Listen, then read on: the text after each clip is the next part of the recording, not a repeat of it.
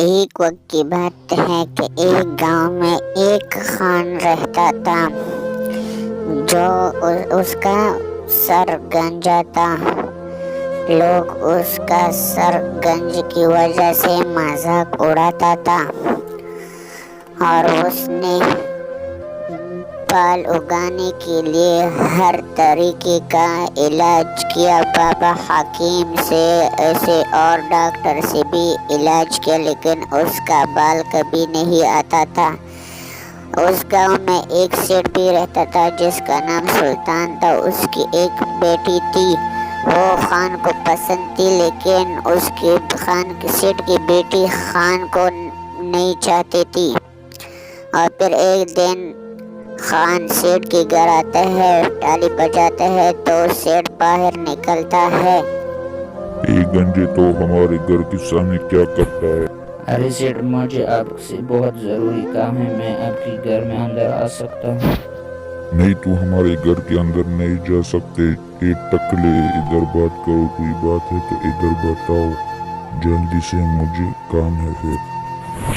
ارے set, میں ٹکلا ہوں، یہ بات میں مانتا ہوں، لیکن یہ میری بیماری کی وجہ سے ہے۔ اس کا علاج تو میں نے بہت زیادہ کیا، لیکن یہ نہیں آ رہا ہے، میں کیا کروں؟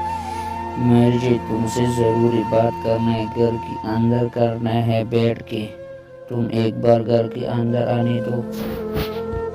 پھر سیٹ اس کی بات مانتا ہے، خان کو گھر کے اندر آنے دیتا ہے اور پھر اس کو خان، اب بول کیا کام ہے میرے ساتھ؟ اچھا سیٹ صاحب، بات یہ ہے کہ میں آپ کی بیٹی سے بہت پیار کرتا ہوں، اگر آپ اس کا رشتہ میرے ساتھ کرو گے تو میں اس کو بہت خوش رکھوں گا۔ وہ اگر یہ بکواس دوبارہ کی تو آپ کا منہ میں توڑ دوں گا۔ آپ تو اس گاؤں میں سب سے غریب آدمی ہو، میں اپنی بیٹی کی رشتے آپ سے کروں؟ اپنی شکل دیکھی ہے ٹکلے؟ ارے سیٹ صاحب، مجھے پتہ ہے میں غریب ہوں، لیکن اس کو میں بہت خوش رکھوں گا، وہ مجھے پسند ہے، اس کی شادی میرے ساتھ کر لو۔ لگتا ہے تو بات نہیں مانتا، ابھی دھکے مار کے گھر سے نکالتا ہوں۔ ٹکلے، سر پر ایک بال نہیں ہے تو میری بیٹی مانگنے آئے ہے، اگر دوبارہ میری بیٹی کا نام لی پھر اچھا نہیں ہوگا۔ سیٹ، میں تو یہاں سے چلا جاؤں گا، لیکن یاد رکھو آپ نے مجھے بہت بے عزت کی۔ اس بات کے بعد خان سلطان کی گھر سے نکلتا ہے اور سامنے اس کا دوسرا خان دیکھتا ہے، اس کا سر بھی گنجا ہوتا ہے۔ ارے خان، مجھے کسی نے بتایا کہ خان اور ایک بالوں کی دوائی بناتے ہیں، جلدی سے جلدی بناؤ، میرا بال بھی نہیں ہے یار۔ ہاں وہ بات ٹھیک ہے، میں تو بہت محنت کر رہا ہوں، ایک دن وہ دوائی بن جائے گی انشاءاللہ۔ خان ٹھیک ہے، اگر آپ نے یہ دوائی ایجاد کی تو میرا بال آ گئی تو میں آپ کو بہت بڑا انعام دوں گا انشاءاللہ خان۔ بس ٹھیک ہے خان، اگر یہ دوائی جب بن جائے گی تو پھر میں آپ کو بتاؤں گا، ٹھیک ہے، ضرور آپ کو بتاؤں گا۔ پھر خان اپنے گھر میں بیٹھ کر یہ سوچتا ہے، اگر یہ تیل میں نے بن لیا تو خان مجھے بہت بڑا انعام دے گا، کم از کم میں تو اپنی ماں کا علاج تو کروں گا۔ پھر خان بازار سے سارا سامان لے کر آتا ہے تیل کا، تو پھر تیل بنانے سے پہلے وہ اپنی ماں کے پاس چلا جاتا ہے اور اس سے پوچھتا ہے، ارے امی جان، مجھے دعا کرو، اگر میرا تیل ایجاد ہو گیا تو میں آپ کا علاج کروں گا۔ بس بیٹا، آپ کو اللہ کامیاب کرے اس تجربے میں اور کیا بولوں۔ بس امی جان، جلدی تیل بن جائے تو پھر میں آپ کا علاج بڑے اسپتال میں کروں گا۔ پھر خان اس کے بعد اپنے لیبن میں جاتا ہے اور پھر وہ تیل بننے کا تجربہ شروع کرتا ہے۔ پھر آخر میں خان کی سر کو آگ لگ اوے امی جان، میرے سر بہت جل رہا ہے یار، میں بھی ہمت نہیں ہاروں گا، جب تک بال نہیں آتا میں کوشش کروں۔ پھر اس کے بعد خان دوبارہ کوشش جاری رکھتا ہے، پھر دوسرا کیمیکل اس میں ڈالتا ہے اور کام شروع کرتا ہے۔ پھر وہ تیل اپنے سر پر لگاتا ہے تو اچانک اس کی سر پر بال آ جاتا ہے۔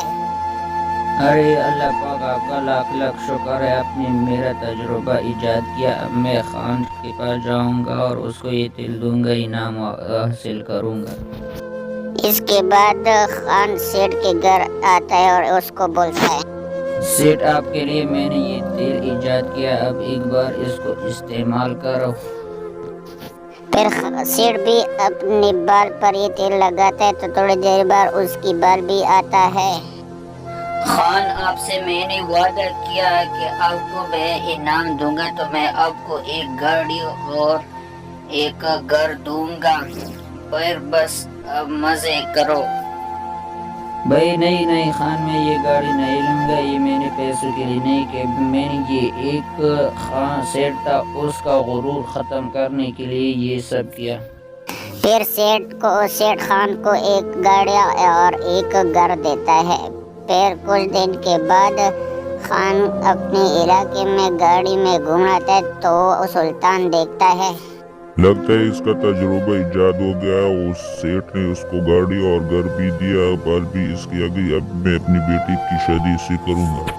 ارے خان، آپ میرے بیٹے کے رشتے کے لیے آئے تھے، پھر آپ کے جانے کے بعد میں اپنی بیٹی سے مشورہ کیا، وہ راضی ہے آپ کے ساتھ شادی کرنے کے لیے۔